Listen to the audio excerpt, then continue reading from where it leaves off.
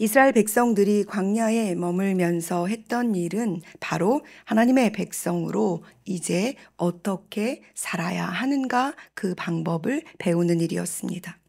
그들이 종이었을 때 그들은 자신의 소견에 옳은 대로 살았으며 그렇게 사는 것이 그들에게 문제가 되지 않았으니까요. 그러나 이제 그들은 하나님을 섬기기 위해 애굽으로부터 나왔고 더 이상 애굽의 법 아래 따라 살지 않아야 합니다. 그리고 그 아래 머물러 있어서도 안 되지요. 로마서 6장에서 말씀하고 있는 것처럼 이제 그들은 더 이상 자신을 죄에게 내주어 불의의 무기로 사용되어서는 안 되는 자들입니다. 왜냐하면 죄로부터 해방되어 자유인이 되었으니까요. 그들에게 허락되어진 자유가 방종이 되지 않기 위해 이제 이스라엘은 자신들을 종의 멍에로부터 자유케 하신 이 하나님의 법 아래 살아야만 합니다. 그것이 바로 아브라함을 통해 허락하신 순종으로 말미암아 의에 이르는 믿음으로 사는 삶입니다. 홍해를 건너며 죄에 대해서 이미 죽었습니다. 과거에 그들의 종되었던 삶에서 죽은 것이지요. 그리고 이제 하나님의 전적인 은혜로만 살아야 하는 광야에서 그들은 하나님의 법을 배우기 시작합니다. 하나님의 법 10계명은 철저히 하나님과 사람들 앞에서 새로운 생명을 소유하고 살아갈 사람들이 새로운 땅에서 어떻게 살아가야 하는지에 대한 법을 몸에 마음에 새기는 것입니다.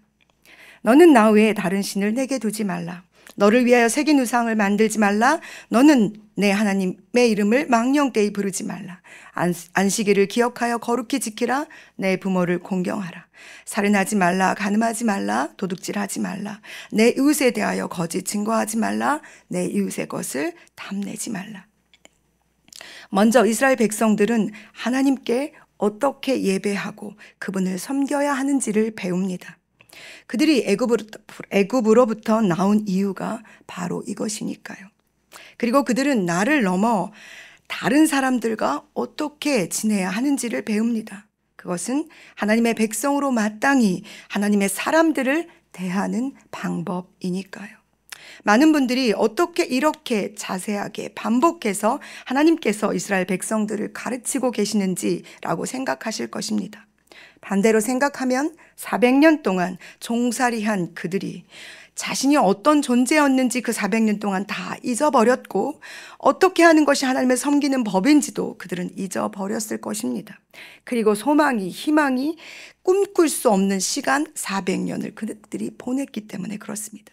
그러니 하나님께서 계속해서 반복적으로 말씀해 주지 않으셨다면 어떻게 그들의 몸에 습관처럼 배어있는 죄의 이 모습들로부터 벗어날 수 있겠습니까?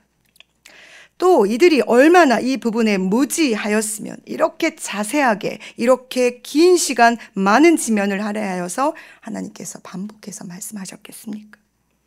우리가 읽은 21장은 세부적으로 하나님의 백성으로 내가 다른 하나님의 백성들을 대하는 법을 기록하고 있습니다. 하나님의 법에서 우리가 주목해서 보아야 할 것은 바로 사람에 대한 자세입니다. 복음은 사람들을 자유케 합니다.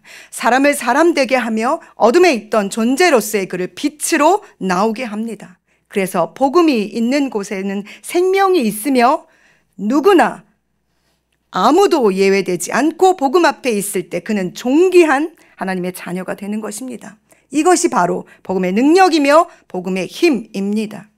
우리나라에 복음이 들어왔을 때 이 나라를 덮고 있었던 어둠은 하나님의 피조물인 사람들에게 계급을 나누었고 숨겨지게 했으며 그들을 나타나지게 하지 못했습니다. 그러나 이 복음이 들어왔을 때 그들에게 빛이 비추어졌을 때 그들은 하나님의 피조물로 존귀한 사람으로 드러나지게 된 것을 우리가 보게 될 때 또한 우리도 이 복음이 이 하나님의 놀라우신 능력이 내게 오지 않았다면 어둠에 여전히 묻혀 어둠에서 살 수밖에 없었던 존재라는 걸 우리가 기억하게 될 때 이 놀라운 복음이 얼마나 생명이 있고 힘이 있는지 경험한 자들이 아닙니까? 하나님께서 제단에 대한 말씀을 하시고 가장 먼저 다루신 이 사람에 대한 부분에서도 우리가 보아야 할 것은 종에 대한 부분을 말씀하고 계시다는 사실입니다. 그들이 종이었기에, 종이 어떻게 살아야 하는지를 잘 알고 있었기에 종은 그렇게 살아도 돼 라고 습관처럼 말할 수 있는 그들이었기에 어쩌면 하나님께서는 그들의 종되었던 곳에서 끌어내어 자유를 선언해 주신 것처럼 자신의 종들에게도 그 어둠에서 끌어내어 자유를 선언해 주기를 원하신 것은 아닐까요? 그 다음이 바로 폭행입니다. 이 섬세하고 아름다우신 하나님의 음성을 들어보십시오. 폭행이 일어나는 현장에서 배제되어지는 우발적인 사고에 대해서 기록하고 계십니다. 그들을 보호하시며 한 곳을 정하시는 하나님이십니다. 나아가 폭행을 당하는 그 대상이 누구든지 상관없이 죄를 물으신다는 사실입니다. 하나님 앞에서, 복음 앞에서 모든 이가 평등하다는 것을 말씀하고 계십니다. 그러니 이 땅 누구도, 어느 사람도, 어느 위치에 있든지 상관없이 하나님의 시선에서 벗어나는 자는 없다는 것입니다. 가만히 들여다보면 십계명과 오늘 우리가 읽은 21장의 법들은 종으로 살 때 우리가 생각해 보지 못했던 부분이기도 합니다. 우리가 불의의 종이 되어 불의의 무기로 살 때 우리는 하나님의 법이 불편했으며 하나님의 법과 반대되는 불의의 행위들을 하며 살아가는 것이 옳은 것인 줄 알았습니다. 그러나 하나님께서는 이제 우리에게 순종을 몸에 배어 이 순종을 통해 우리를 의의 무기로 하나님께 드리기를 원하고 계십니다. 예수님께서 이 땅에 오셔서 하신 말씀이 있으시죠? 내가 너에게 새 계명을 주노니 하나님을 사랑하고 내 이웃을 내 몸과 같이 사랑하라.